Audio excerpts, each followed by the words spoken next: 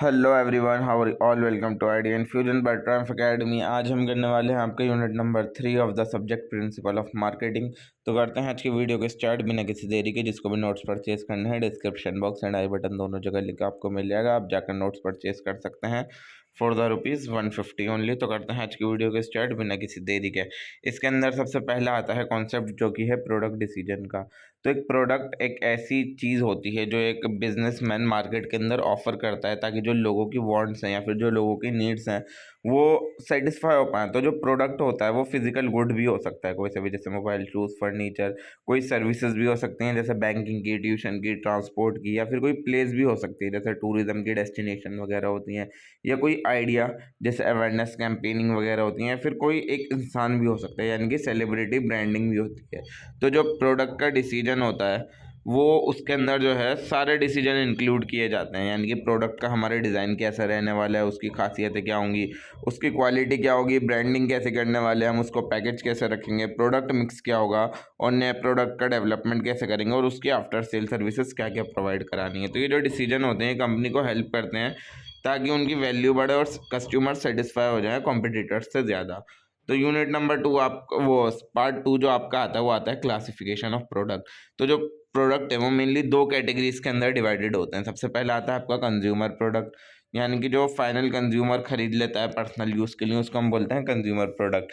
इसके अंदर इसके भी अलग अलग टाइप्स होते हैं। जैसे पहला आता है कन्वीनियंस प्रोडक्ट, यानी वो प्रोडक्ट जो आप रेगुलरली खरीदते रहते हो और कम प्राइस के होते हैं, और उनको खरीदने के लिए ज़्यादा एफर्ट भी नहीं लगता और वाइडली अवेलेबल होते हैं, सब जगह अवेलेबल होते हैं। जैसे सोप हो गया, ब्रेड हो गई, टूथपेस्ट हो गया, बिस्किट हो गया।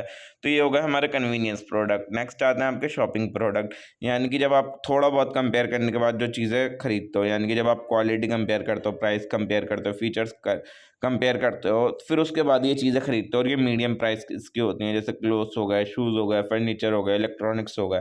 तो ये शॉपिंग प्रोडक्ट कहलाए जाते हैं।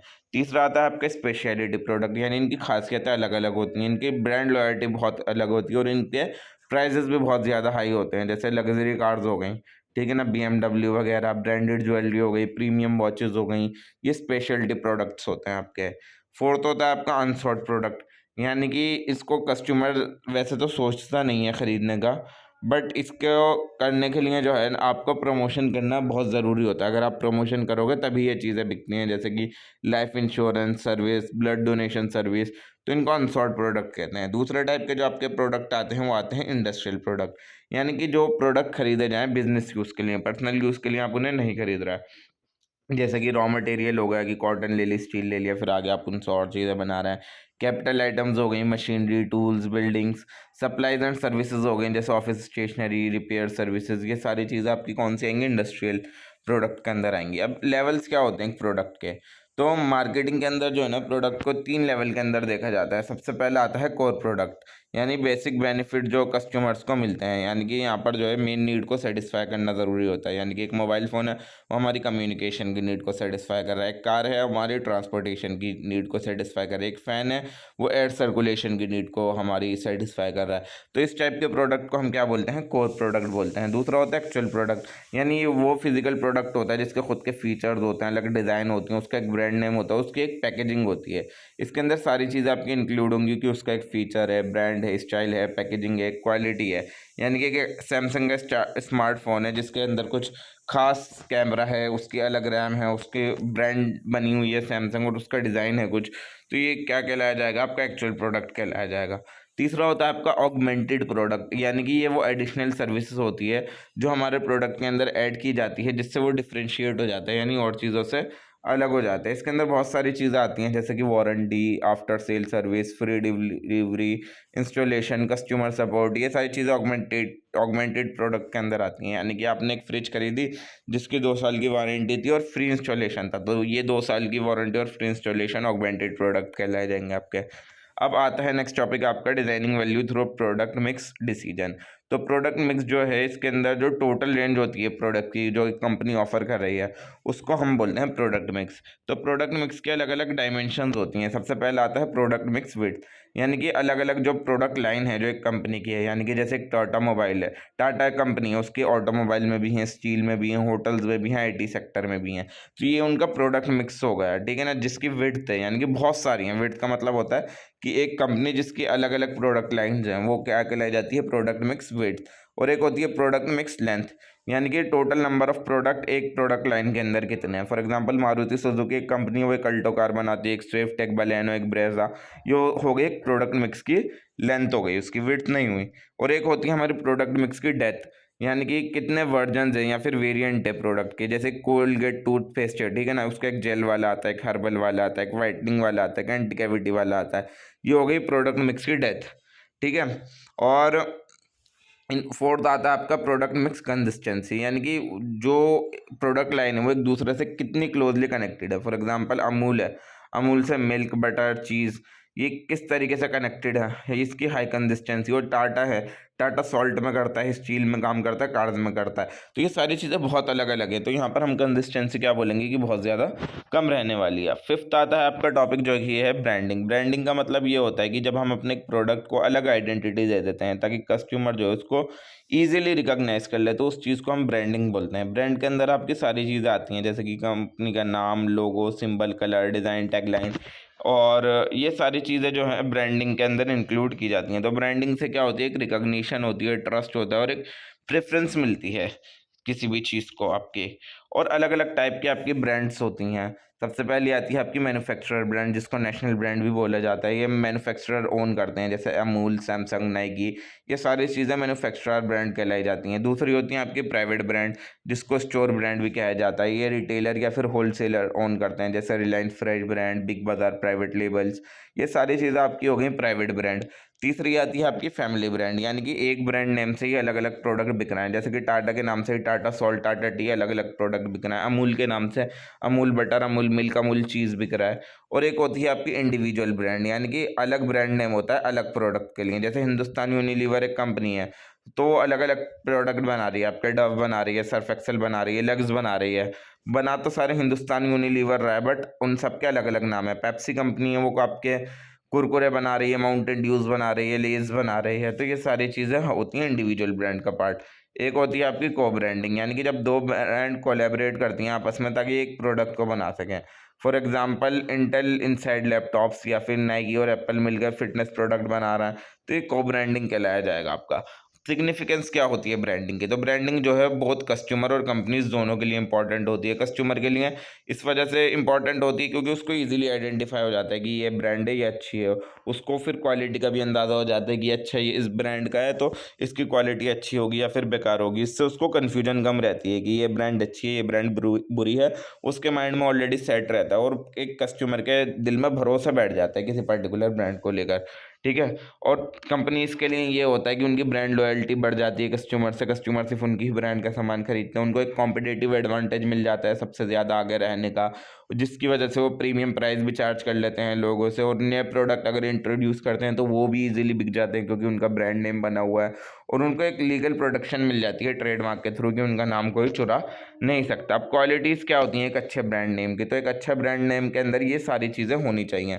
सबसे पहले तो ये है कि शॉर्ट और सिंपल होने चाहिए, कि बोलने में और याद रखने में आसान हो, जैसे ज़ारा, नाइकी, ल्यूक्स।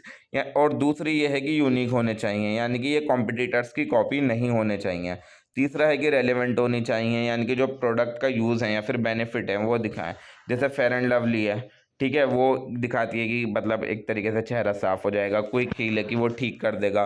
फोर्थ है अट्रैक्टिव होना चाहिए, यानी कि देखते ही अटेंशन कैच हो जाए। पांचवा है easy to spell and read, पढ़ने में बोलने में आसानी हो। मीनिंगफुल और पॉजिटिव हो, यानी ऐसा हो कि जो किसी कल्चर को या फिर किसी कम्युनिटी को हर्ट ना करे। एक्सटेंडेबल हो, यानी कि जो नए प्रोडक्ट हैं आप सेम ब्रांड नेम से आप उनको भी यूज़ कर सको। जैसे अमूल है, अपने अलग अलग डेयरी प्रोडक्ट के लिए वो ये यूज़ करता है वर्ड उससे पहले। तो एक्सटेंडेबल होना चाहिए, लीगली प्रोटेक्टेबल होना चाहिए, यानी क्योंकि उसका ट्रेडमार्क अवेलेबल हो, ऐसा ना हो कि वो नाम किसी का हो ऑलरेडी।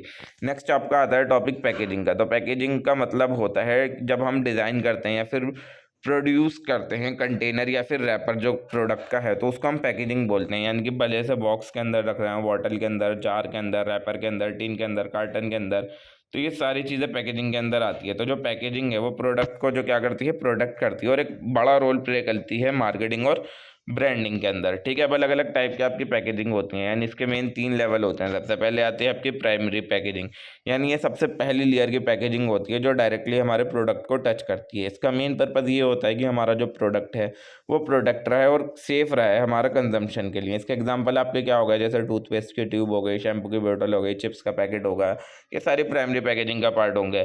सेकंड आती है आपकी सेकेंडरी पैकेजिंग, यानी ये आउटलेयर होती है जो हमारी प्राइमरी पैकेज को कवर करती है। इसका मेन मकसद ये होता है कि ये ब्रांडिंग करने में, स्टोरेज करने के लिए और उसको सेफ रखने के लिए काम आती है। इसका एग्जांपल हो गया कि एक कार्डबोर्ड बॉक्स के अंदर एक टूथपेस्ट की ट्यूब रखी हुई है, बॉक्स है चॉकलेट का, परफ्यूम का बॉक्स है, ये सारी चीज़ें सेकेंडरी ब्रांडिंग का पार्ट होंगी। थर्ड आती है आपकी ट्रांसपोर्टेशन टर्शरी पैकिंग, यानी कि जब आपको बल्क हैंडलिंग करनी है, फिर स्टोरेज करना है या फिर एक जगह से दूसरी जगह लेके जाना है, तो ये ट्रांसपोर्टेशन पैकेजिंग की जाती है। ठीक है ना, इसका मेन मतलब ये होता है कि जब शिपिंग करी जा रही है, प्रोडक्ट को एक जगह से दूसरी जगह लेकर जाया जा रहा है, तो उस टाइम पर वो प्रोडक्ट हमारा प्रोटेक्टेड रहा है। यानी कि जो बड़े बड़े कार्टन्स होते हैं जिसके अंदर बहुत सारे सॉप के पैकेट रखे हुए होते हैं, वो ट्रांसपोर्टेशन या फिर टर्शरी पैकिंग के जाए कहलाई जाएगी।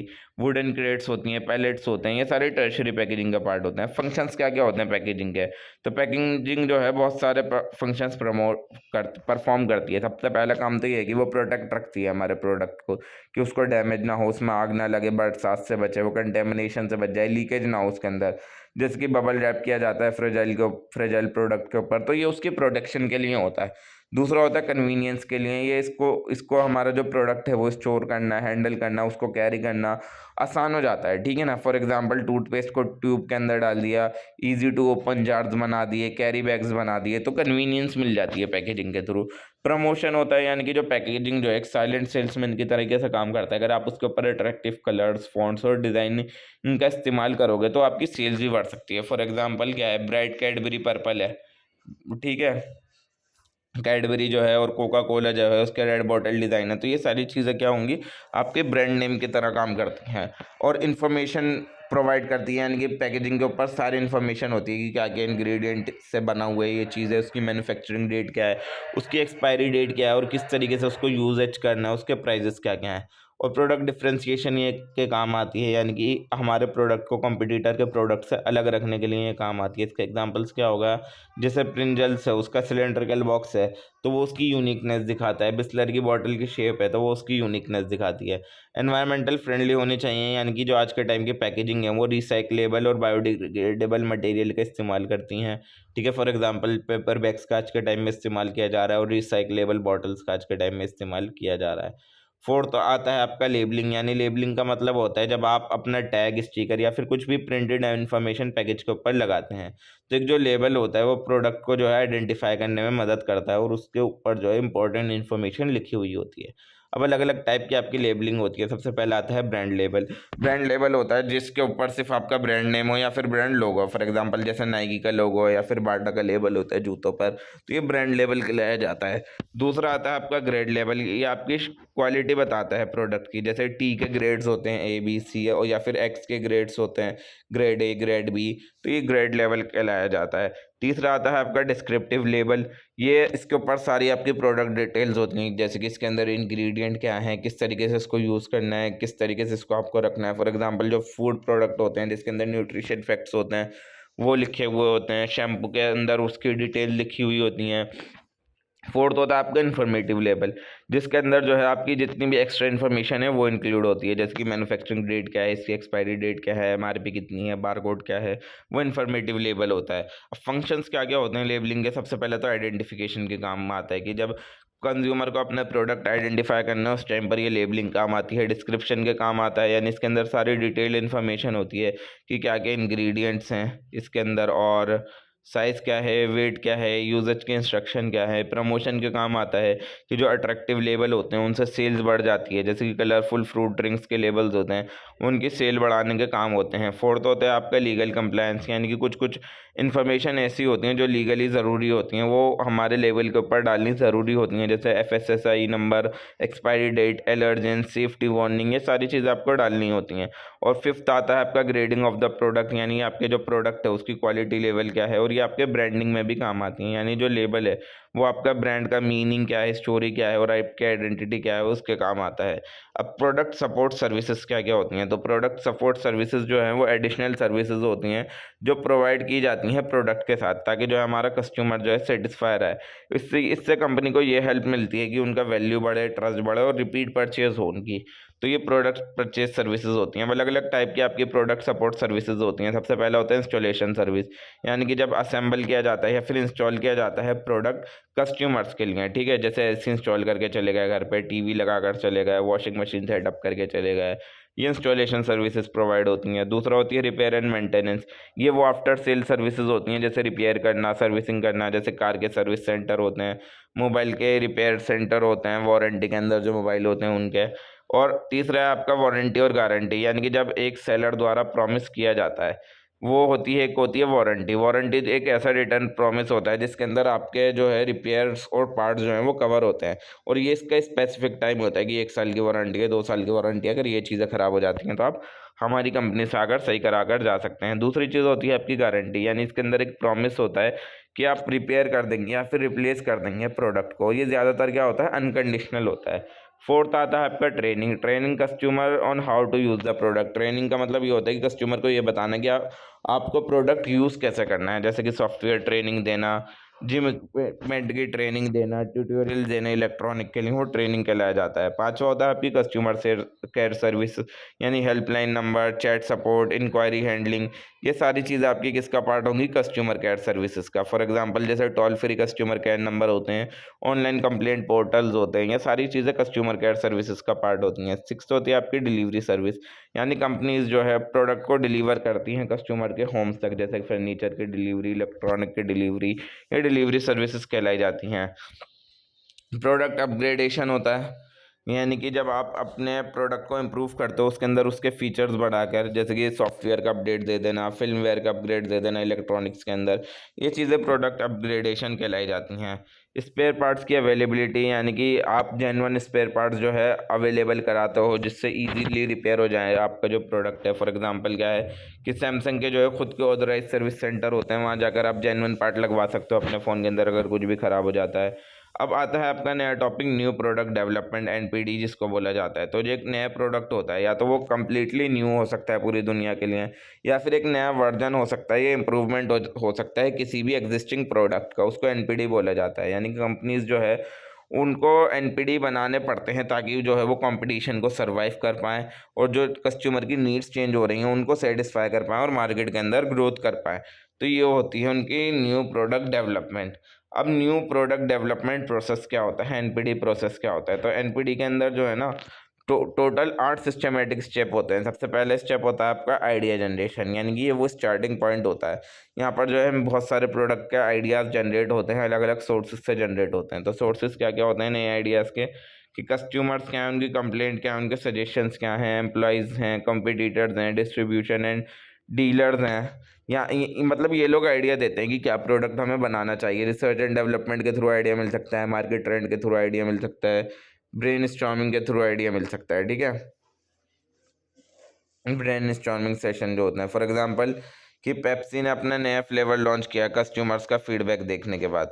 स्टेप 2 होता है आपका आइडिया स्क्रीनिंग। अब सारे आइडियाज़ गुड नहीं होते और फीजेबल नहीं होते, तो कंपनी की जो तो कंपनी जो है ना सारे आइडियाज़ देखती है और जो बैड वंस होते हैं उनको हटा देती है। तो स्क्रीनिंग चेक क्या होता है कि ये जो आपका आइडिया है जो आपके दिमाग में आया, क्या ये प्रैक्टिकल है, क्या ये कंपनी के रिसोर्सेज से मैच होता है, क्या कस्टमर्स को ये चीज़ समझ में आएगी, क्या ये प्रॉफिटेबल हो सकता है। तो ये कहलाई जाती है आपका आइडिया स्क्रीनिंग। इसका एम ये होता है कि आप जो है कॉस्ट को कम कर दो, जो वीक आइडियाज़ हैं उनको समझ के कॉस्ट को कम कर दो, वो आइडिया स्क्रीनिंग कहलाया जाता है। स्टेप 3 आता है आपका concept development and testing. Concept development का मतलब ये होता है कि एक प्रोडक्ट आइडिया जो है डेवलप हो जाता है एक प्रोडक्ट कॉन्सेप्ट के अंदर, यानी एक डिटेल वर्जन जो होता है आइडिया का। फॉर एग्जांपल आइडिया था आपका कि आप हेल्दी ड्रिंक बनाओगे, तो आपने एक कॉन्सेप्ट लिया कि आप एक sugar free protein rich drink बनाओगे फिटनेस लवर्स के लिए, इसको हम बोलेंगे कॉन्सेप्ट डेवलपमेंट। कॉन्सेप्ट टेस्टिंग करते हैं, यानी कि ये जो कॉन्सेप्ट है ये स्मॉल ग्रुप या फिर टारगेटेड कस्टमर को दिखाया जाता है, शो किया जाता है और उनसे फीडबैक लिया जाता है। यानी कंपनीज उनसे पूछती हैं कि आपको ये प्रोडक्ट आइडिया कैसा लगा, कि आप इसको बाय करेंगे और आप इसको परचेज़ करने के लिए कितना पैसा ज़्यादा से ज़्यादा दे सकते हैं। इससे ये होता है कि आपका कॉस्टली फेलियर ना हो, यानी आप एक बारी में लॉन्च कर दें और वो चीज़ ना चले, उससे आपकी कंपनी बच जाती है। स्टेप 4 होता है बिज़नेस एनालिसिस, यानी एक डिटेल्ड बिज़नेस स्टडी जो है वो की जाती है। उसके अंदर आप कॉस्ट ऑफ प्रोडक्शन देखते हो, सेल फोरकास्ट देखते हो, एक्सपेक्टेड प्रॉफिट देखते हो, ब्रेक इवन एनालिसिस करते हो, रिस्क एनालिसिस करते हो। अगर आइडिया प्रॉफिटेबल नहीं होता तो आप आइडिया को हटा देते हो, ठीक है। स्टेप 5 होता है आपका प्रोडक्ट डेवलपमेंट, यानी कि अब जो आपका आइडिया है वो एक फिजिकल प्रोडक्ट बन गया है, फिर उसके बाद आप एक्शन लेते हो, यानी कि आप उस डिज़ाइन को इंजीनियर करते हो, उसके प्रोटोटाइप्स को इंजीनियर करते हो, आप उसकी सेफ्टी चेक करते हो, रिलायबिलिटी चेक करते हो, परफॉर्मेंस चेक करते हो, प्रोडक्ट डिज़ाइनिंग करते हो, उसकी पैकेजिंग को फाइनलाइज करते हो, उससे रिलेटेड ब्रांड डिसीजन आप लेते हो, ठीक है। फॉर एग्जांपल कार कंपनीज जो है अपने प्रोटोटाइप्स चेक कर रही हैं अपने सालों से कार के लिए, और मार्केट टेस्टिंग की जाती है, यानी कि जो प्रोडक्ट है वो लिमिटेड मार्केट के अंदर इंट्रोड्यूस किया जाता है, ठीक है। टेस्ट मार्केट जिसको बोला जाता है, इसका मेन पर्पज़ ये होता है कि यहाँ पर जो है हम कंज्यूमर का रिस्पॉन्स टेस्ट करते हैं, प्राइसिंग स्ट्रेटजीज टेस्ट करते हैं, एडवर्टाइजिंग इफेक्टिवनेस टेस्ट करते हैं, और अगर इम्प्रूवमेंट होती है तो वो चीज़ हम कर देते हैं। यानी कि एक नए फ्लेवर को हमने लॉन्च किया एक स्पेसिफिक सिटीज़ के अंदर, अगर रिजल्ट अच्छा आया तो हमने उसको कमर्शियलाइज़ कर दिया, वरना नहीं करा। अब कमर्शियलाइजेशन जो होता है वो आपका फाइनल स्टेज होता है, और यहाँ पर जो प्रोडक्ट है वो पूरी मार्केट के अंदर लॉन्च कर दिया जाता है। यहाँ पर जो डिसीजन लिए जाते हैं वो ये लिए जाते हैं कि कौन से सिटीज़ से शुरू करना है, प्राइसिंग स्ट्रेटजी क्या रखनी है, किस तरीके से उसकी एडवर्टाइजिंग करनी है, किस तरीके से उसको डिस्ट्रीब्यूट करना है। और कमर्शियलाइजेशन के लिए आपको बहुत ज़्यादा इन्वेस्टमेंट की ज़रूरत पड़ती है, एक बहुत बड़ा स्केल के प्रोडक्शन करना पड़ता है और हैवी प्रमोशन भी करना पड़ता है। फिर स्टेप 8 करते हो आप रिव्यू एंड मॉनिटरिंग। जब लॉन्च हो जाता है तो कंपनी जो है सारी चीज़ें देखती है, सेल्स कितनी हुई, कस्टमर ने क्या फीडबैक दिया, कॉम्पिटिटर का रिएक्शन क्या था इस पर, और अभी फ़िलहाल मार्केट ट्रेंड क्या चल रहा है। तो अगर इम्प्रूवमेंट करते हैं, अगर हम कहीं भी किसी भी चीज़ के अंदर ज़रूरी होती है, तो समरी क्या एनपीडी प्रोसेस की सबसे पहले आप आइडिया जनरेट करते हो, आइडिया की स्क्रीनिंग करते हो, कॉन्सेप्ट के डेवलपमेंट और टेस्टिंग करते हो, फिर बिजनेस एनालिसिस करते हो, फिर प्रोडक्ट डेवलपमेंट करते हो, फिर मार्केट टेस्टिंग करते हो, फिर कमर्शलाइजेशन करते हो, फिर उसके बाद रिव्यू एंड मॉनिटर करते हो। अब प्रोडक्ट लाइफ साइकिल आपका नेक्स्ट कॉन्सेप्ट आता है। तो हर प्रोडक्ट की जो है ना अलग अलग स्टेजेस होते हैं लाइफ के, उसके भी जैसे इंट्रोडक्शन से लेकर डिक्लाइन तक उसके बहुत सारे स्टेजेस होते हैं। तो ये जो जर्नी है इसको हम बोलते हैं प्रोडक्ट लाइफ साइकिल, पीएलसी जिसको बोला जाता है। तो जो मेन 4 स्टेजेस होते हैं वो होता है आपका इंट्रोडक्शन, ग्रोथ, मैच्योरिटी, डिक्लाइन, ठीक है। सबसे पहला होता है आपका इंट्रोडक्शन स्टेज। इसके फीचर्स ये होते हैं कि प्रोडक्ट नया मार्केट के अंदर लॉन्च किया जाता है, उसकी सेल ज़्यादा नहीं होती और हर कस्टमर पर कॉस्ट हमारी बहुत ज़्यादा आ रही होती है, और यहाँ पर हो सकता है कि प्रॉफिट हमें ना मिले, नेगेटिव हो, और यहाँ पर बहुत ज़्यादा प्रमोशन की ज़रूरत होती है, और यहाँ पर लोगों को अभी तक ज़्यादा इसके बारे में पता नहीं होता। तो यहाँ पर जो मार्केटिंग स्ट्रेटजीज इस्तेमाल की जाती हैं कि आप बहुत ज़्यादा एडवर्टाइजिंग करते हो, अट्रैक्टिव प्राइसिंग रखते हो ताकि लोग ज़्यादा से ज़्यादा खरीदें, लिमिटेड डिस्ट्रीब्यूशन रखते हो, फ्री सैंपल देते हो लोगों को, ब्रांड अवेयरनेस बढ़ाते हो अपनी। और स्टेज 2 जो आता है आपका वो आता है ग्रोथ स्टेज। इसके फीचर्स ये होते हैं कि रैपिड सेल्स ग्रोथ होती है यहाँ पर, और आपकी कॉस्ट कम हो जाती है क्योंकि इकोनॉमी ऑफ स्केल आपका अच्छा हो गया, आपका प्रॉफिट बढ़ने लगता है, और भी कॉम्पिटिटर्स आने लगते हैं मार्केट के अंदर, और जो कस्टमर्स हैं उनको आपके प्रोडक्ट के बारे में इन्फॉर्मेशन है। तो यहाँ पर जो मार्केटिंग स्ट्रेटजीज इस्तेमाल की जाती है कि आप अपने प्रोडक्ट की क्वालिटी को इम्प्रूव करते हो, आप नए फीचर्स डालते हो, आप क्या करते हो अपने डिस्ट्रीब्यूशन को बढ़ाते हो, आप कॉम्पिटिटिव प्राइसिंग रखते हो, आप प्रमोशन करते हो अलग अलग ब्रांड के साथ, ठीक है ना, ताकि आपकी ब्रांड जो है अलग दिखे सब लोगों से। स्टेज 3 होता है आपका मैच्योरिटी स्टेज। इसका फीचर्स ये होते हैं कि आपकी जो आप सेल्स है वो पीक पर चली गई है, मार्केट पूरी सैचुरेटेड हो गई और अभी हैवी कंपटीशन चल रहा है मार्केट के अंदर, और प्राइजेज यहाँ पर बहुत ज़्यादा गिर सकते हैं और प्रॉफिट हो सकता है स्टेबलाइज हो जाए या फिर डिक्लाइन हो जाए। यहाँ पर जो है मार्केटिंग स्ट्रेटजीज जो इस्तेमाल की जाती है प्रोडक्ट डिफ्रेंसिएशन की जाती है। आप नए वर्जन लेकर आओ, आप अपने प्रोडक्ट को अपग्रेड करो, आप डिस्काउंट्स दो, ऑफर्स दो, आप लॉयल्टी प्रोग्राम चलवाओ, आप बहुत ज़्यादा प्रमोशन करो, आप कस्टमर रिटेंशन के ऊपर बहुत ज़्यादा फोकस कर दिया जाता है यहाँ पर। और स्टेज 4 होता है डिक्लाइन स्टेज। यहाँ पर क्या होने लगता है, अब आपकी सेल्स गिरने लगती है, कस्टमर का इंटरेस्ट कम होने लगता है, और जो नए प्रोडक्ट आ रहे हैं मार्केट के अंदर वो आपके पुराने प्रोडक्ट को हटाने लगते हैं, और जो बहुत सारे कॉम्पिटिटर हैं वो मार्केट छोड़कर जा चुके होते हैं क्योंकि प्रॉफिट बहुत ज़्यादा गिर चुका होता है इस फील्ड के अंदर। तो मार्केटिंग स्ट्रेटजीज जो यहाँ पर इस्तेमाल की जाती है वो ये है कि यहाँ पर एडवर्टाइजिंग कम कर दी जाती है, प्रोडक्ट लाइन कट कर दी जाती है, नीश मार्केट के अंदर चीज़ें बेची जाती हैं, और आउटडेटेड प्रोडक्ट को ख़त्म कर दिया जाता है और कॉस्ट भी कम कर दी जाती है। तो ग्राफ क्या है पीएलसी का? सबसे पहले तो इंट्रोडक्शन होता है, ग्रोथ होता है, फिर मेच्योरिटी, फिर डिक्लाइन। ठीक है, पहले तो लो सेल होती है, फिर हाई ग्रोथ, फिर हाईएस्ट सेल, फिर फॉलिंग सेल्स, फिर लॉसेस होते हैं इंट्रोडक्शन स्टेज के अंदर, ग्रोथ स्टेज के अंदर प्रॉफिट बढ़ता है, मेच्योरिटी में प्रॉफिट पीक पर चला जाता है, फिर डिक्लाइन में प्रॉफिट फिर से गिरने लगता है। प्रोडक्ट लाइफ साइकिल की इंपॉर्टेंस ये होती है मार्केटर्स के लिए। तो प्रोडक्ट लाइफ साइकिल जो होती है वो मार्केटर्स को हेल्प करता है कि मार्केटिंग स्ट्रेटजीज बनाने में मदद मिले, उनको ये समझने में मदद मिलेगी कहाँ पर ज़्यादा इन्वेस्ट करना है, कहाँ कम इन्वेस्टमेंट करनी है, और टाइमिंग क्या होनी चाहिए प्रोडक्ट के अपग्रेड करने के लिए, कंपटीशन को किस तरीके से मैनेज करना है, सेल्स कितनी होगी ये कैसे फोरकास्ट करें, और डिसीजन कैसे लें प्राइसिंग के ऊपर, प्रमोशन के ऊपर और डिस्ट्रीब्यूशन के ऊपर। ठीक है ना। So that is all for today guys. Video पसंद आई हो तो वीडियो को लाइक करें, चैनल को सब्सक्राइब करें और बने रहें आइडिया इन्फ्यूजन के साथ। मैं मिलता हूँ आपसे नेक्स्ट वीडियो में बस कुछ ही देर में। Thank you so much for watching. और जिसको भी नोट्स परचेज करने हैं description box and I button में लिंक है, आप जाकर नोट्स परचेज कर सकते हैं।